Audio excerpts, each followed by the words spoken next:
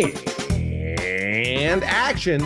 Welcome to another amazing episode of the Action Podcast. I think we're on episode 86. I forgot to look it up. But today we're going to talk about a few movies.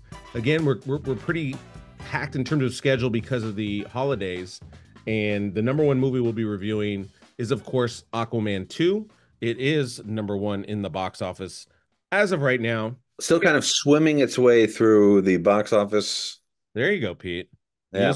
It's Aquaman and the Lost Kingdom, by the way. It's not Aquaman 2. Come on. This is true.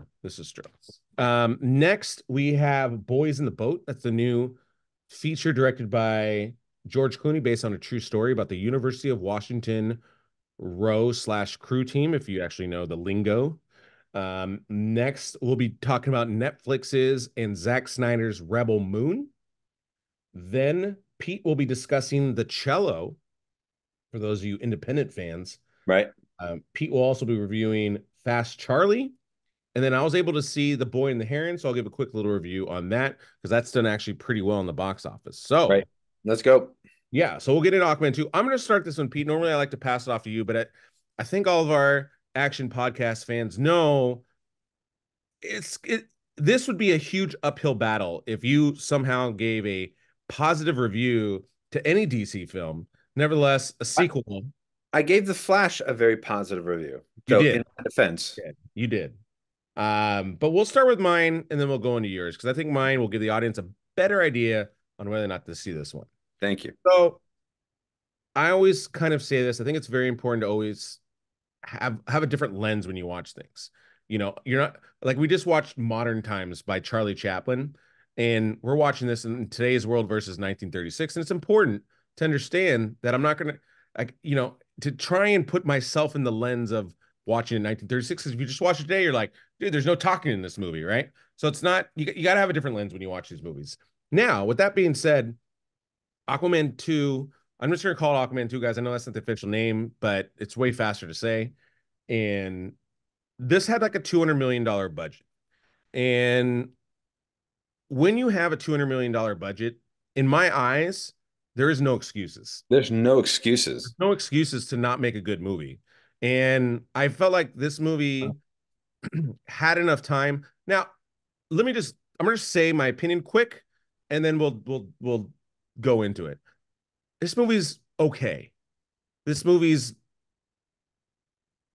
fine. I don't know if I'll ever watch it again, to be honest. To me, that's always kind of a sign of whether or not it's really good or not. Like, I've seen the original Aquaman a couple times. I'll probably watch that again. I enjoyed the first Aquaman. I don't think it's the greatest superhero movie of all time, but I enjoyed the first Aquaman. The second one, it just felt like they spent too much money, and I didn't know where the money was going to. Again, it wasn't really going in story. It's going on a lot of special effects. This movie's always been highly CGI, which really wasn't that great at the end of the day. Yeah, it's just I never liked the look of it, and I didn't think it looked terrible, but it's just I don't know. There's something about shooting something practically, and I think this film, if it was shot on a $75 million budget, and it was made by almost like an independent filmmaker, and it doesn't rely on CGI so much, I feel like this movie could have been something. But obviously that's not what we got. That's not what we saw. Yeah, I mean, there's the villains, whatever. The journeys, whatever. Like, again, I didn't think this movie wasn't terrible. I wasn't like mad when I walked out of the movie, but it was just, again, the one thing I thought about was like, that cost $200 million. Like, where is this money going?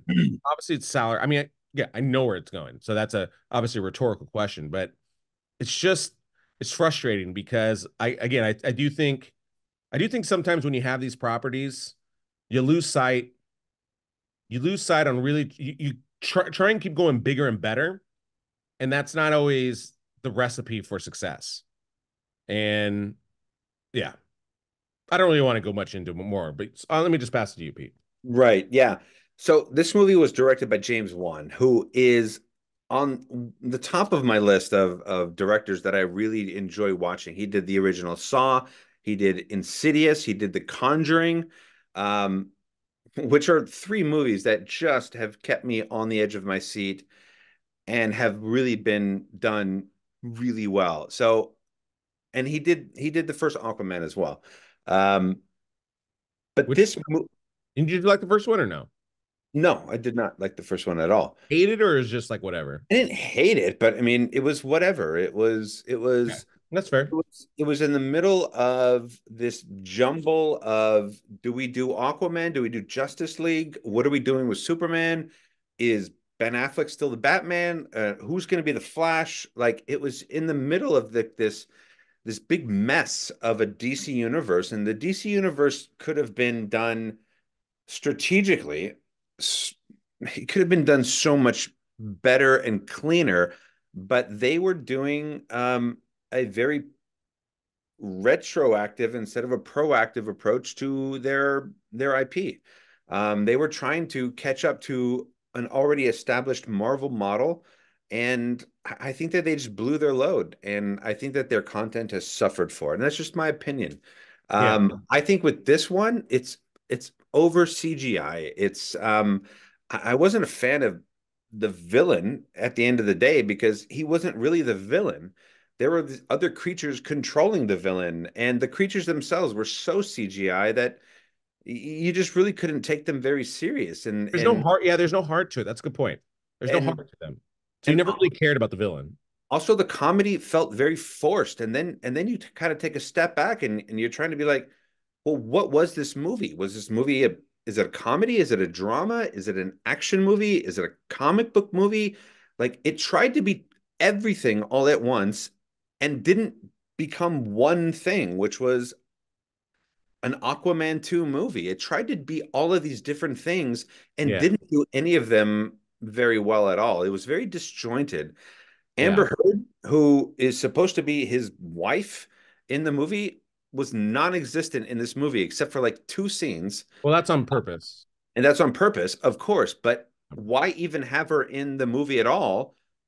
Why not just, do a Dumbledore and just recast somebody? I mean, nobody faulted the Harry Potter series for having a new Dumbledore, even though that guy died. I get it, but they brought in a new person, and in a way, Amber Heard died in her career for doing what she did. I mean, I didn't really care if she was the person or not, to be honest. But she didn't have a purpose, except for Yeah. at the very end. She showed up at the end and was like, no. And then, oh, she saves the day at the end, but had nothing to do with the movie ever.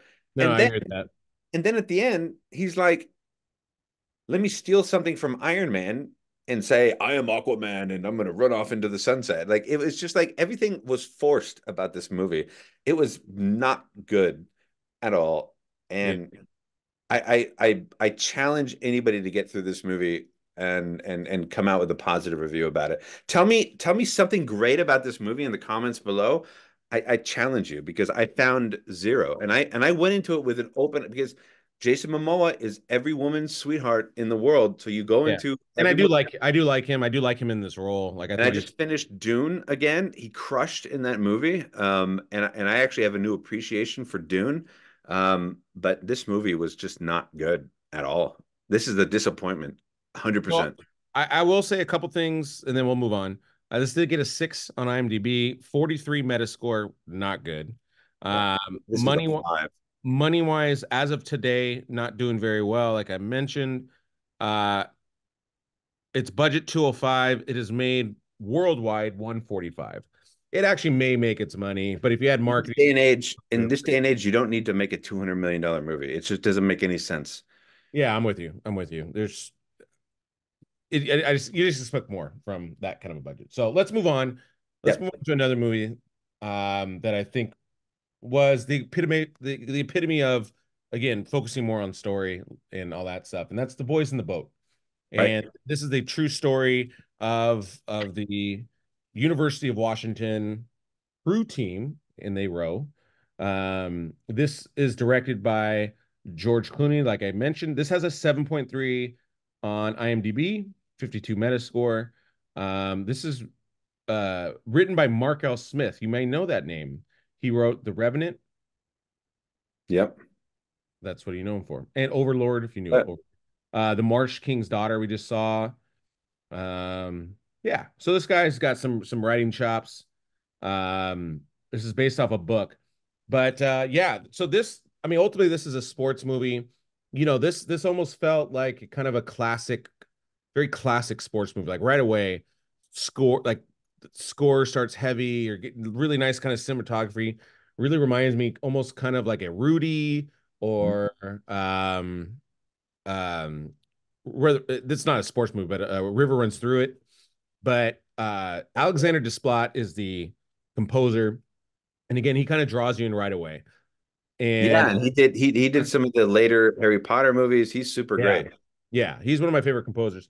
So right away, I was like, man, I love how this movie just is right into it and brings you right in. And obviously, like we've seen a ton of sports movies. So whenever you're watching this, you're just like, okay, how is this movie going to be different? Obviously, I know this is an underdog story, which I love. Um, and so, one, I love the time period. This is 1930s depression. Um, what I loved is it really looks like some of these old like pictures or you know some of the old things that you see during this depression era. It mirrored the way it looked. The costumes are great. Joel Edgerton was excellently cast. I mean, he looks like a man from the 1930s in He's this a film. great actor. Yeah, and I love the storyline that they kind of put with him. And I thought this was a tough movie to execute, but I thought it did.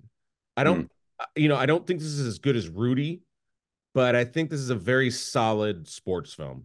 Is it worth the acclaim that it's getting? It makes you feel good. I mean, I felt good at the end. Um, I Right, but mean, like performance wise, director wise, etc. everything. Yeah, everything's solid. I think Okay. everything's like really solid. It's Okay, just good. really well made. We're talking about this movie like it's going to be the dark horse of this year.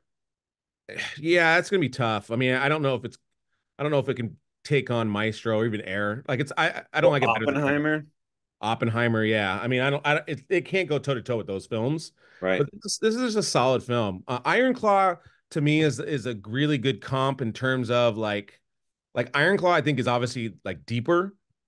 There's Right. more tragedy. This is more of just a positive film. Like, this is a good family film. This is a good, you know, film where even you can show your team. I think this is a clean movie, like clean messaging.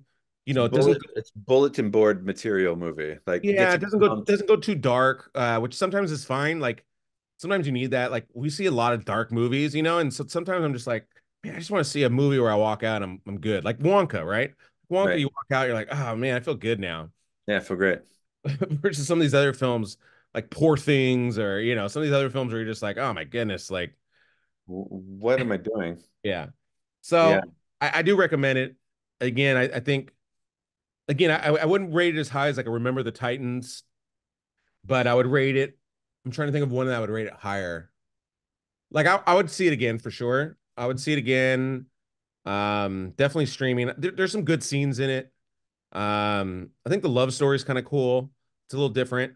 I really like the actor, by the way. I think this guy, I haven't seen him in a ton of stuff, but I like this guy's chops. I mean, he's got that. I think he's got a good presence on camera, so I'm kind of excited to see this guy. What's his name? Progress. Yeah. Yeah, progress. Callum Turner. I thought this kid was in something, and I don't think he was because I didn't see his name in it. But his he was in Fantastic Beasts, Mm. Emma, Assassin's Creed. I mean, he's been in stuff. Just I don't think this is real. I think this is his real first like It's big. like his big breakout role here. Yeah, but I thought he did really good. Like I see a lot of potential in this guy. Again, he's got a good voice. He's got a nice kind of chiseled face. I think he's like good looking, but he's not like Brad Pitt good looking, if that makes sense. So you can play it. We can't all look like Yeah, Brad Pitt. not all Like, this you like, know, that but poor yeah, kid is going to make it somehow in this industry. He can't be as successful as I I think am he fit working with perfectly for Brad this Pitt. role. So, all right, Pete, let's move on to Rebel Moon. Yes. directed by Zack Snyder, who you may Part know. one, A Child of Fire Yes. Part two comes out April, by the way, in April. Okay, good. on Netflix. We don't have to wait that long. That's great. I watched this movie and I remember my first instinct when I was done with it was like, this is Netflix and well done. That's fine. It was a nice Netflix movie. And then I was like, I started thinking about it. I'm like, well, this was Zack Snyder, right? Give us the Justice League, Batman, Superman, Man of Steel, Watchmen, 300. Like he just gave us all of these movies, and the actors in it are incredible.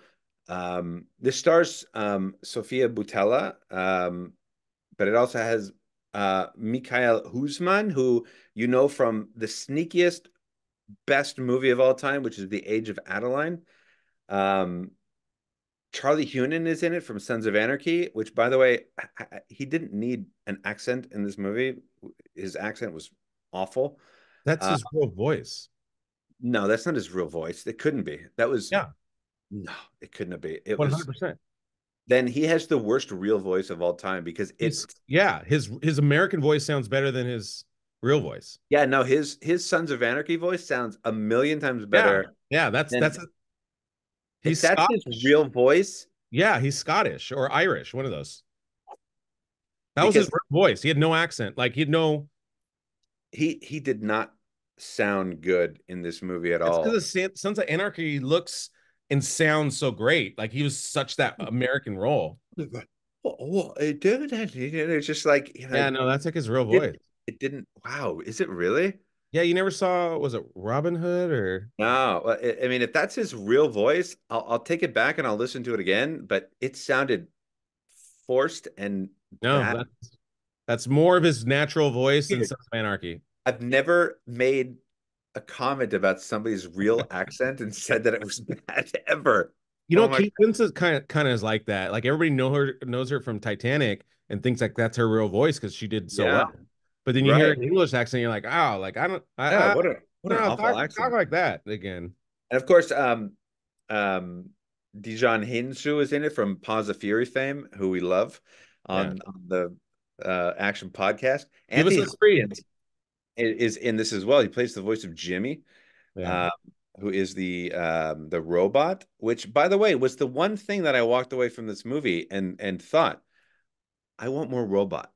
At I the was end of just the thinking that day, right now. I'm like, I want more robot. They set up this idea of this robot who has this incredible past, and then you don't see him until the very end of the movie. The last scene of the movie is with the robot, and you're like, where the hell were you this entire movie? If you were in this movie, I think I would have enjoyed it more because yeah, it at made me the think end of of the the creator day, of that at the robot. end of the day, you start this movie and the story plays really well. Like it's a good story. It's a good setup and everything like that. Even at the beginning, the CGI is like really good. Yeah, And then things start kind of tapering off visually. Like it just does it progressively starts to not look um as good as the opening sequence. And I think it's almost one of those like new models of let's trap you for the first 10 minutes and then after that, who cares what it looks like? Because that's what it felt like. It felt like they put everything that they had into the first 10 to 15 minutes of this movie. And then I sat back and I said, well, there was a reason why Lucasfilm said no to this film. yeah. That is to say, I enjoyed the journey and I enjoyed getting to the end. And I even liked the main bad guy until they decided to go full Nazi on the whole thing. But regardless, he was a well-performed character. Like I think that actor did a really great job. Ed Um, Screen, by the way, you might know yeah, him yeah, from thank you. Thank Not you. Devotion, Midway. I think other than Charlie Hunnam's voice, I think everybody did a solid job. And I think that this was a fine Netflix movie to watch on a Friday night. 5.9 on IMDb, Yeah, and I think that that's worth it because I could pick this movie apart for days. We don't have that kind of time. I think it could have been more. yeah. I'm gonna say this because I don't want to lie to my Action Bot audience. I want everyone to know that I'm always gonna speak the truth and I'm not gonna hide things. And I did fall asleep in the middle of this. Now, was I tired? I was. Had nothing to do with the movie. And it did affect my opinion on it. I'm not gonna lie. But I will say this. Um, I think Pete's advice is better than mine. But I will say this regardless, because even in the beginning, I was still a little trepid. I don't think this movie is as good as like um uh Star Wars. no Rebel One. This movie can't even come close to No, Rebel no, One. no. This is not Rebel One. This is not even the creator. I think those two movies, like that's to me where this movie needed to, if it really wants to compete, that's its competitions. And I don't think it competed against those. There's elements of this movie I think work, but I think it's like a lot with Zack Snyder films. I think the story is just lacking a little bit. I think the movie is a little bit on the longer side They unnecessarily. rely too heavily on slow motion shots. Yeah. And I just think Every again, 2 seconds. that Zack Snyder has a little bit of an MO. Um, Just tone it down, man. like I Just tone think it's it down. perfect to me. I mean, he did 300. 300 was a great film. I really like Man of Steel. I thought he did a really good job of Man of Steel. The rest of them I thought had some issues to it, but I do want to see this again. I think there's potential in this. I would want to see another one. Uh, I'm looking forward to the next installment. yeah, and because Sure. like Dune was kind of like that, where it's like it almost has to set the table a little bit, and you're still left with a lot more. And that's a great point because, like I said early in the podcast, I just finished Dune for the second time because the first time I was massively underwhelmed. And this second Yeah. time, I appreciate actually every step of the journey, even down to the performances and everything. This might be a movie you need to watch more than once in order to understand Maybe. exactly because there's a lot of information. So Sure. take that with words. All right, let's move on because we got to wrap this up. Right. Pete, the cello. What do you got? I'm going to burn through this one. The Cello, directed by Darren Lynn Bousman, who gave us Saw 2, 3, and 4, and then the Spiral sequel after all of that. This is a weird kind of movie. It's a great story about a cello that is possessed, and an aspiring cellist gets possession of it from Tobin Bell, who is Jigsaw, right? We all know Tobin Bell. And also Jeremy Irons is in this movie, and he is, a legend at the same side. Tobin Bell, Jeremy Irons, right? It had all the elements, and yet this movie, in terms of like the visual effects, they were so bad that it just absolutely took away from a really good story. I thought this movie could have been better if they would have used their money properly. Go see it at your own risk. It's got great actors, great performances. It's a great story. It's just when the visual effects happen, which are supposed to be scary, they're really bad. Okay, So awesome. And then let's jump into your next film, Pete, which is Fast Charlie. What do you got? yes. Fast Charlie. All right. Directed by Philip Royce, who gave us amazing films. The Saint, Clear and Present Danger, Patriot Games, Noise. Noise. Sorry, Yeah, I was like, yeah. yeah, Philip Royce. Never heard of him. Clear and Present Danger and Patriot Games. I mean, come on, those are classic movies Yeah. from us growing up. It stars Pierce Brosnan and then a very old, like at the edge of his life, James Caan, which I heard he wasn't supposed to be acting anymore, and so to see him in this film was really quite remarkable. For me, being a huge James Caan fan. And then Marina Baccarin is in it, who is in Firefly. She was in a bunch of other movies. You see a picture of her, you know she's gorgeous. So Pierce Brosnan plays this fixer, and there's a situation that happens within his little mafia group that he has to kind of come to terms with, and that's an outside mafia group mixes with his mafia group, and now he is on the run, and he has to go and kick some ass and save the day. It got a 6 on IMDb. I think that that's fair if you go into this movie thinking this should be an Oscar contender, then yeah, that's about right. If you go into this knowing Pierce Brosnan kicking ass with James Caan as the mafia boss and this director who's amazing, I would give this a 6.5. This is a good ride. It's fun and it has a lot of great, exciting, fun moments. It's really well done. All right. All right. I Awesome. recommend Fast Charlie. Sounds good. Yeah, actually, I wanted to see that one. I didn't get a chance to, but It's good. okay. Lastly, we are going to close out with The Boy and the Heron. Now, The Boy and the Heron is an anime film, and this film Highly touted.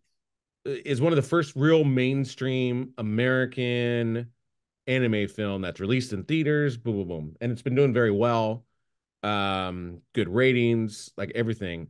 And I saw this, and I've seen a couple anime. Again, I'm not a huge anime guy, but I do appreciate some of that, and I do think the illustration in this movie was really good. I really like how they kind of it's very kind of like a modern, like it looks like an illustration versus, and it's kind of composited all together. Appreciated some of the art. The music I thought worked really well, which anime films have good music too. And even the beginning of the story was interesting. I just felt the movie really took a left turn at some point. And I'm just like, what am I watching? There's these giant parakeets. There's like you're just in this world, and then all right, this is gonna spoiler alert section. This movie's been out for a while, so I'm gonna try and say what I can with this because I don't it's hard to remember all this, but like this movie kind of like they go back in time. So like there's a bunch of like these little grandmas that are all hanging out, and then this boy goes back to because his mother died in a fire. So he goes back to kind of like find his mother essentially in this alternate universe. And in this alternate universe, though, he meets his mother, quote unquote, and then he meets his aunt, quote unquote, who was the one that took him back in. But then like the aunt is was like pregnant, and the aunt's like, "Oh, but you're my son now," and it's just like, what? Like, wouldn't like I don't know. It didn't make any sense to me. Like, I'm trying to explain it, but that's exactly what my brain was doing because I'm like, the connecting didn't make any sense because at, he's basically his mom and his aunt's kid at the same time. Like, I felt like nobody talked to each other out loud when they wrote it and made it Right. because it's just like, so how can you be the son of your mom Here's what we and got to do. Right in the middle of all of this, we're going to put this big giant pigeon. yeah, Right. no, really. And then there's these giant parakeets that come in, and it's like, oh my goodness, this is too much. And and then the next scene, the aunt is going to be pregnant, but she's going to be pregnant with you. Yeah, it did. It goes off at a hardcore deep end. So maybe it's just because I'm not the anime guy. Maybe I don't know. Yeah, I mean, dude, anime is tricky. It's not like anime is not something that you can just jump into and watch one and be a fan of. Unfortunately, I mean that's just the way it is. People that are fans of anime have been watching it for over a decade, right? Like they've absorbed so much content, and some of our best stories that we're seeing in cinema nowadays come from that anime world, Yeah, right? So there's there's a part that makes a lot of sense, there's but just again, so much value in that genre. yeah, It's such a particular yeah. style, right? It's really difficult for people to get involved with, and I'm with you. It's So again, it's highly uh, rated. People are liking this. Take my and maybe I just missed it and I'm stupid. That could be a high possibility. it's stupid. But again, when the aunt was the also the mother of him, that I didn't get it. And then the giant parakeets, I never really understood the purpose And of. gets with the parakeet, and it's just Well, I kind of do that because the parakeets, when they go into the real world, they become normal parakeets, but in this world, they're giant guardian parakeet. I mean, sure, sure. So, anyways, I'm not gonna be writing anime anytime soon. Don't you guys worry. So right. that's gonna wrap it up with this episode, Pete. Thank God Paul's going to keep his hands off the anime world, ladies and Yeah, gentlemen. this podcast took a hard left, just like the boy in there. So next week, because we're ahead of the game, there's no major releases. So next week had already shot our best top 10 movies of 2023. We give a best movie in each category as well. So make sure you check that out. That's going to be the next week's episode. And then the next movie after that's going to be like Night Swim. You got Beekeeper coming up, amongst other films. So those are the next ones to kind of look out for. Right. Don't miss. If you want to start watching some old movies, check out Paul's Classic Movie Club. We just reviewed El Dorado and then Modern Times. And so check those episodes out. Also, movie news. We'll produce those. I'm noticing it depends on the news cycle. So we're not going to just make an episode to make an episode, guys. If there's good news content, we'll make an episode. If not, we'll skip it. So, but check out that episode. We have the last two we're good. This week there's no that many news because nobody's working right now anyway. Basically, here's the news. Everyone's on Christmas break. Yeah, everyone's on Christmas break. So there's no news. So, but yeah, we'll make another one of those episodes as soon as there's more stuff to talk about. But yeah, Pete, with that, I think that's a cut. And cut.